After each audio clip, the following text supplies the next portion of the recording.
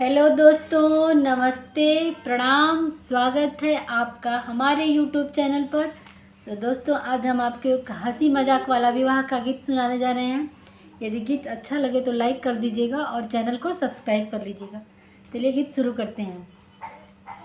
घर में से निकले ना ससुर बड़ईता, अरे नदी के खोजेल दामाद रे ललनावा, अरे नदी के खोजेलन दामाद रे ललनावा। जब बरियतिया रे बगिया में पहुँचल, अरे नदी के मुड़ावा पीराला रे ललनावा, अरे नदी के मुड़ावा पीराला रे ललनावा।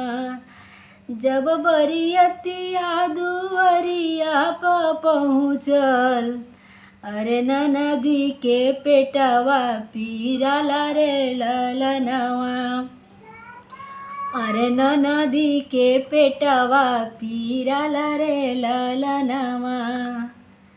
जब बरियतिया मड़ौआ में पहुँचल, अरे नदी के बैल नंद लाल रे ललनावा, अरे नदी के भैल नंद लाल रे ललनावा।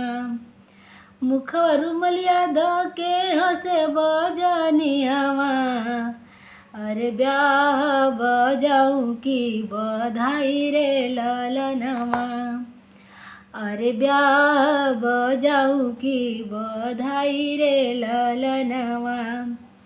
हंसी हंसी पूछेला पंडित बेटौआ, हंसी हंसी पूछेला पंडित के बेटौआ, अरे साइत बिचारी की बिया रे ललनावा, अरे साइत बिचारी की बिया रे ललनावा।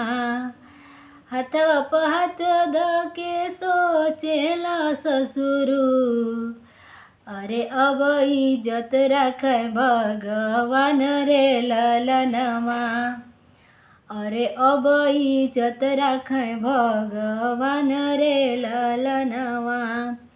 परिचय जे चले नि सासु बड़ईतीन, अरे नाती पर की पतो रे ललनावा, अरे नाती पर की पतो रे ललनावा। कहाँ क्वितला बेटा दिन दुपहरिया, अरे कहाँ बीतवला सारी रात रे ललनावा, अरे कहाँ बीतवला सारी रात रे ललनावा। कॉलेज बीतवली मम्मी दिन दुपहरिया, अरे ससुरे बीतवली सारी रात रे ललनावा, अरे ससुरारी बीतवली सारी रात रे ललनावा। हंसी हंसी कहेल ससुर बड़ईता, अरे रखली इज्जत हमार रे ललनावा, अरे रखली इज्जत हमार रे ललनावा।